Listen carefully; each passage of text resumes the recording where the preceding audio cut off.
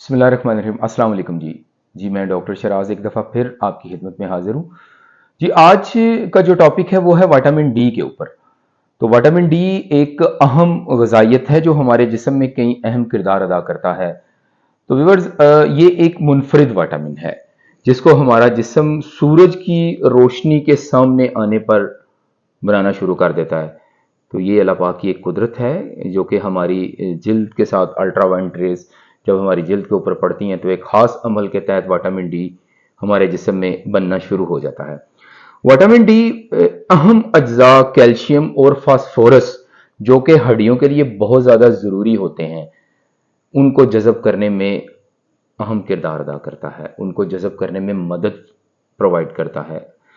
तो ताकि हमारी हड्डियां, जोड़, दांत सेहतमंद रहें और ये हमारे जिस्म के इम्यून सिस्टम यानी कि मदाफ़ती निज़ाम को भी सपोर्ट फराहम करता है। जिस्म के अंदर नए सेल, नए खुलिये बनाता है। अल्लाह पाक का एक सिस्टम है जिसमें जिस्म के अंदर तोड़ फोड़ का एक निज़ाम बनता है।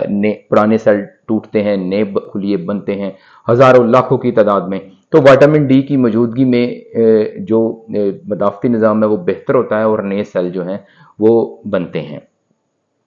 तो सर, ये जिस्म की मजमूई तौर पे तंदुरुस्ती में अहम किरदार अदा करता है। जिस्म की मजमूई तंदुरुस्ती में इसका रोल जो है वो बहुत अहम है। तो खुसूसन छोटी उम्र के जो बच्चे होते हैं उनके जिस्म में हड्डियों के अंदर टेढ़ापन पैदा होना शुरू हो जाता है जिसको रिकेट्स की बीमारी कहते हैं। तो उसमें ये जो कि मुकम्मल तौर पे एक माजूरी हो जाती है, हड्डियां टेढ़ी हो जाती हैं और उसके साथ उसमें लचक ज़्यादा हो जाती है।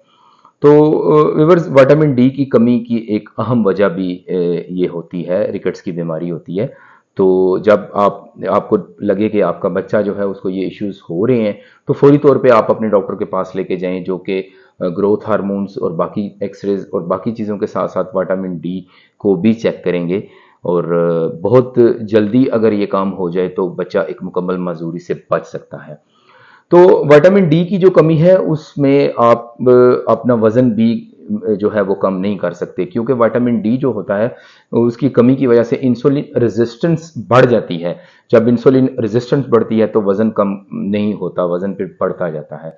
सो विटामिन डी जो है वो वजन कम करने में भी मदद प्रोवाइड करता है। तो विटामिन डी जो है वो जो लोग विटामिन डी की कमी का शिकार होते हैं उनको चाहिए कि विटामिन डी जब ले रहे होते हैं तो उसके साथ कैल्शियम को ज़रूर लेना है क्योंकि कैल्शियम की मौजूदगी में ही विटामिन डी और विटामिन डी की मौजूदगी में ही कैल्शियम ने एब्जॉर्ब होना है। तो विटामिन डी के जब आप विटामिन डी को कमी को पूरा कर रहे हो तो कैल्शियम को भी साथ अपनी सप्लीमेंटेशंस में और डाइट में शामिल रखें। तो विटामिन डी चर्बी वाली मछली, डेयरी मसनूआत में इसकी कुछ मिकदार मिल जाती है लेकिन बहुत कम मिकदार में ये इनमें पाया जाता है। अंडे की सफ़ेदी और जर्दी, अंडे की जर्दी में खुसूसन इसकी मिकदार मिलती है। लेकिन ये डिपेंड करता है, दूध में भी इसकी कुछ मिकदार मिलती है लेकिन ये डिपेंड करता है कि गाय भैंस का जो दूध है उसका चारा, उसका फीड क्या था, मुर्गियां जो हैं उनकी फीड क्या है, उसके ऊपर ये इसका दारोमदार होता है। तो सर, एक तहकीक के मुताबिक गर्मियों में 8 से 10 मिनट सूरज की रोशनी के सामने बैठना, डायरेक्ट स्किन के साथ सूरज की रोशनी के सामने बैठना और सर्दियों में तकरीबन 2 घंटे जो है वो सूरज के सामने बैठने से विटामिन डी की कमी पूरी हो सकती है।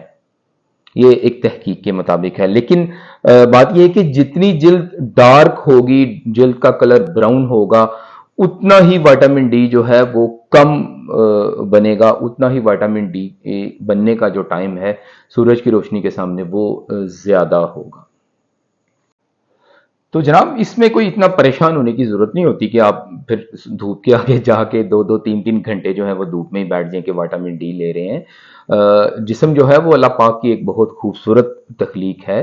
तो उसमें करना ये होता है कि हमारे जो फैट सेल होते हैं वो विटामिन डी को बहुत लंबे अरसे तक स्टोर रख सकते हैं।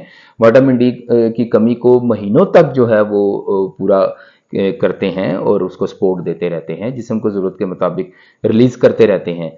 तो इसमें इतनी कोई परेशानी वाली बात नहीं है। तो जनाब, अगर इसकी अलामात में अगर जिस्म में बहुत ज़्यादा थकावट महसूस हो रही हो, हद दर्जा की थकावट हो, हड्डियां दर्द करती हों, जॉइंट्स जो हैं वो आवाज़ करते हों, क्रैक्स करते हों, और जोड़ों में दर्द बहुत ज़्यादा होता हो, और खुसूसन थोड़ा सा चलने से जो है वो दर्द शदीद सूरत में आपको तंग करता हो, और बच्चों में भी इसकी अलामात जो हैं वो बहुत ज़्यादा कॉमन है, बहुत ज़्यादा देखने में आता है, और इसकी कमी बच्चों में बहुत ज़्यादा देखने में आती है। औरतों के अंदर जब माहवारी रुक जाती है तो ज़ाहिर है माहवारी रुकने के बाद जो है वो उनके जिस्म में एक कुदरती निज़ाम जो है वो ये होता है कि बॉडी जो है वो कैल्शियम, जो स्टोर्स कैल्शियम होता है वो बॉडी के अंदर ही उसकी एब्जॉर्प्शन जो है वो नेगेटिव सिस्टम के साथ शुरू हो जाती है। उसकी एब्जॉर्प्शन जो है वो हड्डियां जो है वो के अंदर से कैल्शियम जिस्म कमी पूरा करने के लिए लेना शुरू कर देता है हड्डी के अंदर से ही, तो उसकी कमी का शिकार औरतें हो जाती हैं। तो उनको इसके ऊपर जो है वो फोकस करना चाहिए कि विटामिन डी की कमी से भी ये हो सकता है, और उनको कैल्शियम और विटामिन डी दोनों जो हैं एज ए सप्लीमेंट लेने शुरू कर देने चाहिए। तो इसकी कमी को सप्लीमेंट के तौर पे लिया जा सकता है। इसकी कमी में सप्लीमेंट्स जो हैं बहुत अच्छे अच्छे सप्लीमेंट्स मौजूद हैं मार्केट में। आप कोई भी अच्छा सप्लीमेंट अपने डॉक्टर के मशवरे से ले सकते हैं, उसका तरीकाकार भी वो बता सकते हैं।